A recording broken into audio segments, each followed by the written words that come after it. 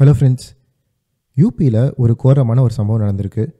என்ன ஆச்சு அப்படின்னு பார்த்தீங்கன்னா, யூபியில் பதாவும் அப்படிங்கிற ஒரு சிட்டியில் சாஜித் அப்படிங்கிறவன் வந்து ஒரு முடிவெற்ற கடை வந்து வச்சுருக்கான். இவன் வந்து என்ன பண்ணுறான் அப்படின்னு பார்த்தீங்கன்னா, அவனுடைய முடிவெற்ற கடைக்கு பக்கத்தில் ஒரு வீடு இருக்குது.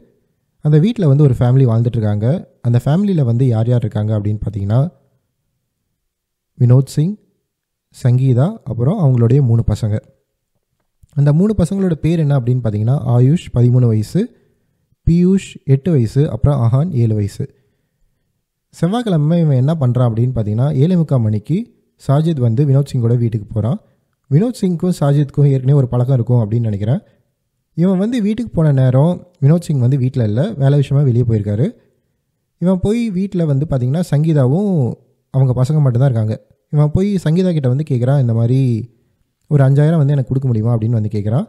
அது மட்டும் இல்லாமல் சொல்கிறான், எனக்கு வந்து என்னோடய ஒய்ஃப் வந்து ப்ரெக்னெண்ட்டாக இருக்கா, இன்றைக்கி நைட்டு 11 மணிக்கு டெலிவரின்னு சொல்லியிருக்காங்க, எனக்கு கொஞ்சம் வந்து பதட்டமாக இருக்குது, அதே நேரத்தில் எனக்கு கொஞ்சம் செலவு இருக்குது, ஒரு 5000 கொடுத்தீங்கன்னா ஹெல்ப்ஃபுல்லாக இருக்கும் அப்படின்னு சொல்லிட்டு சங்கீதா கிட்ட வந்து கேட்குறான். சங்கீதா வந்து உடனே தன்னோட ஹஸ்பண்டுக்கு வந்து ஃபோன் பண்ணி சொல்கிறாங்க, இந்த மாதிரி சாஜித் வந்திருக்கான், இந்த மாதிரி 5000 கேட்குறான் அப்படின்னு வந்து சொல்லியிருக்காங்க. வினோதும் வந்து சரின்னு சொல்லிடுறாரு. சங்கீதா வந்து 5000 வந்து சாஜித்க்கு வந்து கொடுத்துட்டாங்க. அதுக்கப்புறம் சாஜித் வந்து என்ன பண்ணுறான் அப்படின்னு பார்த்தீங்கன்னா, ஒரு டீ கிடைக்குமா அப்படின்னு சொல்லிட்டு சங்கீதாட்ட கிட்ட கேட்குறான். சங்கீதாவும் சரி அப்படின்னு சொல்லிட்டு டீ போடுறதுக்காக கிச்சனுக்கு போகிறாங்க. இவங்க கிச்சனுக்கு போன அந்த சமயம் வந்து சாஜித் வந்து இவங்களோட மூத்த பையன் ஆயுஷ் கிட்ட வந்து கேட்குறான், உங்கள் அம்மாவோட பியூட்டி பார்லரை வந்து கொஞ்சம் காமிக்கிறியா அப்படின்னு வந்து கேட்குறான். இப்போ பார்த்தீங்கன்னா சங்கீதா வந்து அவங்க தங்கியிருக்கிற வீட்டில் ஃபர்ஸ்ட் ஃப்ளோரில் வந்து பியூட்டி பார்லர் வச்சு நடத்திட்டு இருக்காங்க. ஆயுஷும் வந்து சரி அப்படின்னு சொல்லிட்டு சாஜித்தை கூப்பிட்டு ஃபர்ஸ்ட் ஃப்ளோருக்கு போகிறான். ஃபர்ஸ்ட் ஃப்ளோரில் எல்லாம் சுற்றி காமிக்கிறான். அதுக்கப்புறம் சாஜித் வந்து மறுபடியும் மொட்டை மாடிக்கு போகலாமா அப்படின்னு சொல்லிட்டு அவன்கிட்ட கேட்டிருக்கான் அப்படின்னு சொல்கிறாங்க. ஆயுஷும் சரி சாஜித்தை கூப்பிட்டு மொட்டை மாடிக்கு போகிறான். போன உடனே சாஜித் வந்து என்ன பண்ணுறான் அப்படின்னு பார்த்தீங்கன்னா, மொட்டை மாடியில் இருக்க அந்த லைட்டை ஆஃப் பண்ணிவிட்டு ஆயுஷை வந்து கத்தியால் அட்டாக் பண்ண ஆரம்பிச்சிட்டான் அப்படின்னு சொல்கிறாங்க. அது மட்டும் இல்லாமல் அவனுடைய கழுத்தை அறுத்து அவனை கொலை பண்ணிட்டான் அப்படின்னு சொல்கிறாங்க. அதே நேரத்தில் 3வது பையன் தெரியாதனமாக போயிடுறான். 3வது பையன் அஹானையும் பிடிச்சி கழுத்தை அறுத்து அவனையும் வந்து சாஜித் கொலை பண்ணிடுறான். பியூஷ் வந்து மறுபடியும் அந்த இடத்துக்கு போகிறான். அவனையும் வந்து கொலை ட்ரை பண்ணான் அப்படின்னு சொல்கிறாங்க. ஆனால் பியூஷ் வந்து எப்படியோ அவன்கிட்ட எஸ்கேப் ஆகி கீழே வந்து அவங்க அம்மா கிட்டே நடந்த விஷயம் எல்லாத்தையும் சொல்கிறான். இதை கேட்டோடனே அவங்க அம்மா வந்து பயங்கரமாக அலற ஆரம்பிச்சிடுறாங்க.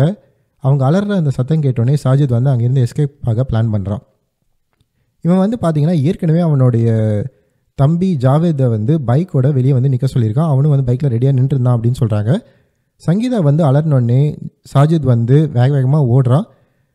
அவங்க அலறல் சத்தத்தை கேட்டு பக்கத்தில் இருக்கிற மக்கள்லாம் வந்து வந்துட்டாங்கன்னு சொல்கிறாங்க. சாஜித் வந்து உடம்பு ஃபுல்லாக ரத்தக்கரையோடு இருந்தான் அப்படின்னு சொல்கிறாங்க. இவன் ஜாவேத் கூட சேர்ந்து எஸ்கேப் ஆகிறதுக்கு முன்னாடி மக்கள்லாம் வந்து அவனை பிடிச்சிட்டாங்க. ஆனால் ஜாவேதை வந்து பிடிக்கிறதுக்கு முன்னாடி அவன் பைக்கில் எஸ்கேப் ஆகிட்டான் அப்படின்னு சொல்கிறாங்க. மக்கள்லாம் வந்து சாஜித்தை வந்து போலீஸ்கிட்ட வந்து ஒப்படைக்கிறாங்க. போலீஸும் வந்து அவனை போலீஸ் ஸ்டேஷனுக்கு வந்து கூட்டு போகும்போது மறுபடியும் சாஜித் வந்து அவங்ககிட்ட இருந்து எஸ்கேப் ஆக ட்ரை பண்ணான் அப்படின்னு சொல்கிறாங்க. அது மட்டும் இல்லாமல் அவன் வந்து ஒரு கன் வச்சுருந்தான், கன்னை வச்சு போலீஸை வந்து சுட ஆரம்பிச்சிட்டான் அப்படின்னு சொல்கிறாங்க. இந்த சண்டையில் வந்து போலீஸ் வந்து சாஜிதை வந்து கொண்டுட்டாங்க. ஆனால் ஜாவேதை வந்து ஒன்றும் பிடிக்க முடியல. ஏன் வந்து இந்த சாஜித் இவங்க 2 பேரையும் கொலை பண்ணா அப்படிங்கிறது காரணம் இன்றைக்குமே தெரியல.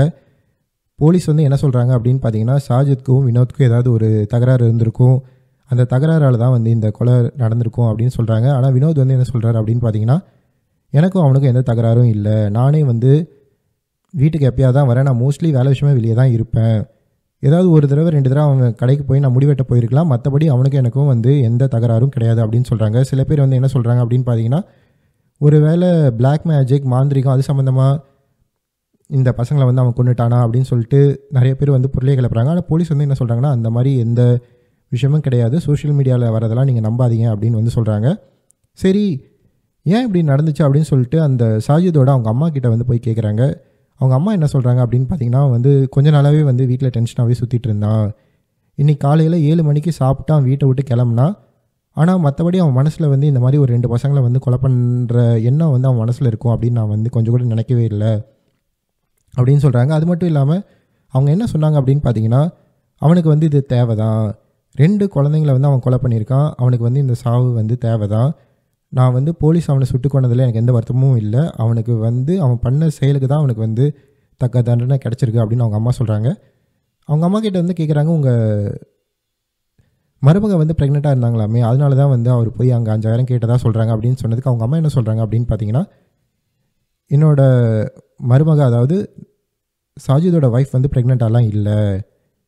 அவனுங்களுக்கு வந்து 2 பசங்க இருந்தாங்க, அவங்களும் வந்து இறந்துட்டாங்க. இப்போ வந்து அவங்க இந்த பொண்ணு வந்து ப்ரெக்னெண்ட்டாக எல்லாம் இல்லை அப்படின்னு வந்து சொல்கிறாங்க. இதெல்லாம் வச்சு பார்க்கும்போது சாஜித் வந்து பசங்களை கொல்றதுக்கு ஏற்கனவே பிளான் பண்ணி போன மாதிரி தான் தெரியுது. ஏன்னா வந்து அவங்க ஒய்ஃப் வந்து ப்ரெக்னெண்ட்டாக இல்லை. அதே நேரத்தில் அவனுடைய தம்பி ஜாவிதும் வந்து வெளியே பைக்கில் ரெடியாக இருந்திருக்கான். பிளான் பண்ணி தான் வந்து அந்த 2 பசங்களையும் வந்து அவன் கொண்டு இருக்கான். அதுக்காக தான் அந்த டிஸ்ட்ராக்ஷனுக்காக அந்த சங்கீதாவையும் வந்து டீ போடுறதுக்காக உள்ளே அமுச்சிருக்கான். ஆனால் இதெல்லாம் வந்து ஏன் பண்ணா அப்படிங்கிறது வந்து தெளிவாக தெரியல. இன்னும் வந்து விசாரணை போயிட்டே இருக்குது.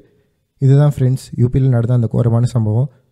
முன்னாடியெல்லாம் வந்து ஏதாவது பிரச்சனைனா வந்து பெரியவங்க அவங்களுக்குள்ளே அடிச்சுக்குவாங்க, குழந்தைங்கள வந்து மோஸ்ட்லி வந்து டிஸ்டர்ப் பண்ண மாட்டாங்க. ஆனால் ரீசெண்ட் டைம்ஸில் வந்து பார்த்திங்கன்னா இந்த குழந்தைங்கள வந்து கொலை பண்ணுறது வந்து அதிகமாகிட்டே இருக்குது. இப்போ பாண்டிச்சேரியில் கூட பார்த்திங்கன்னா ஒரு குழந்தைய வந்து கற்பழித்து சாக்கடையில் தூக்கி வீசியிருக்காங்க. ஏன் இந்த மாதிரிலாம் நடக்குதுங்கிறது எனக்கு புரியல. நீங்கள் என்ன நினைக்கிறீங்க? இந்த மாதிரி அடுத்தடுத்து வந்து குழந்தைங்கள வந்து டார்கெட் பண்ணி நிறையா கொலைகள் வந்து நடக்குது. இதை பற்றி நீங்கள் என்ன நினைக்கிறீங்க அப்படிங்கிறத மறக்காமல் கமெண்ட் பண்ணுங்கள். Have a good day.